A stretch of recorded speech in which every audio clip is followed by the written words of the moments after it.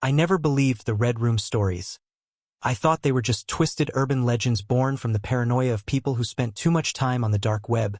But one cold evening in late November, curiosity became stronger than fear, and I decided to see if those whispers held any truth.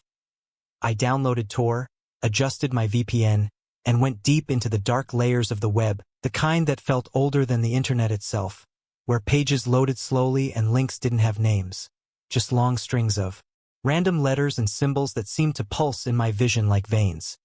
Every click felt like walking deeper into a forest where sounds stopped existing. And after 2 hours of searching, I found it. A single forum thread written in broken English, titled, "The Red Room Live Tonight, Entry Code Required." It was posted by someone named caretaker_42, and underneath, users begged for access codes, dropping Bitcoin addresses and encrypted messages. I don't know why, but I felt pulled to it, like a whisper in my head telling me this was my chance to see what others couldn't.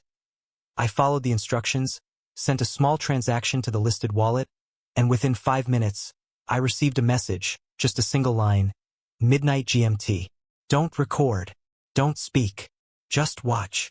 I stared at it, half expecting it to vanish, but it stayed, and something inside me twisted with excitement and dread.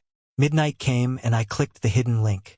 The screen went black, then flickered red for a moment before showing a dark, empty room with a single steel chair in the center and a camera pointed at it. A distorted voice crackled through my speakers, saying, "Welcome to the room. Tonight's show begins soon." My heartbeat slowed. It felt unreal, staged, like a movie, until I saw someone dragged into the frame.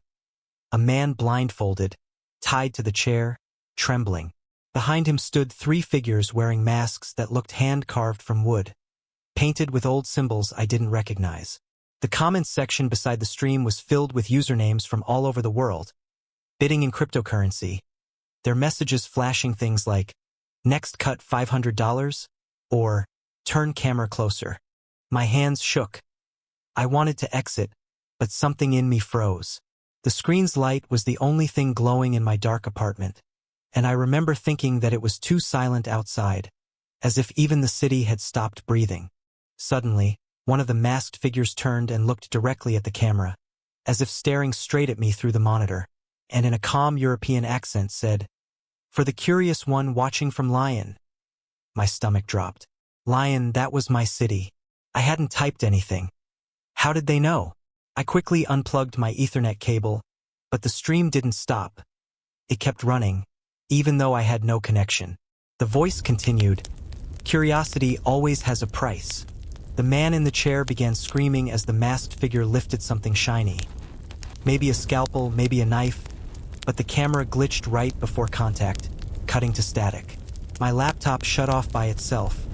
The room plunged into silence except for my own breathing. I thought it was over, but then I heard a faint tap at my window. 3 taps. I froze. My apartment was on the 5th floor, no balcony, no ladder. I didn't move for hours, and by dawn, when I dared to look, there was nothing there but a red handprint smeared across the glass from the outside. I didn't sleep for 2 days. Every time I tried to log onto my laptop, the screen would flicker red for a second, even after I formatted it. I sold it eventually, thinking it was cursed, but the buyer messaged me weeks later asking if I'd painted the inside of the hard drive casing with something red. I hadn't. Months passed, and I started receiving envelopes with no return address. Inside the first was a photograph of my street at night, taken from an angle across the road. The second was a screenshot of the Red Room with a timestamp that matched the exact moment I'd disconnected. The third was a USB drive that I never dared to plug in. I moved cities after that, new job, new apartment, no traceable trail, but the nightmares didn't stop. I kept hearing that voice in my dreams, "For the curious one watching from Lyon." It haunted me, echoing in every quiet corner of my mind. One evening, while I was scrolling through YouTube trying to distract myself, I found a new channel that had just one video. Black thumbnail, no title. I clicked on it without thinking. The same Red Room appeared. The same steel chair. And this time, the person tied to it wasn't a stranger. It was me. My heart stopped. The reflection in the camera lens was my apartment. I could see the window behind me in the feed. Then I heard my front door creak.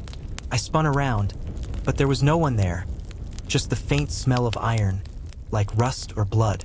I slammed the laptop shut and threw it, but when it hit the floor, the audio kept playing. The show must continue. I screamed, but no sound came out, like my throat had frozen.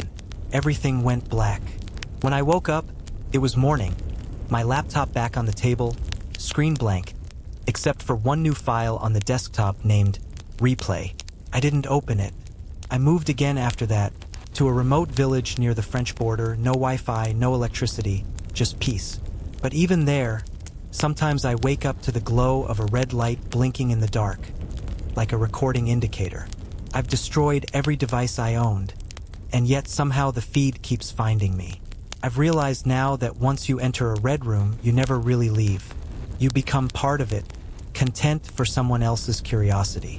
So if you ever stumble upon a strange link promising a live show or exclusive access, don't click it, no matter how real it looks, because somewhere out there, someone might already be watching you through your screen, waiting for you to join the audience forever. And if you liked this story, if you survived listening till the end, hit that like button, subscribe for more, and remember, some doors on the internet should never be opened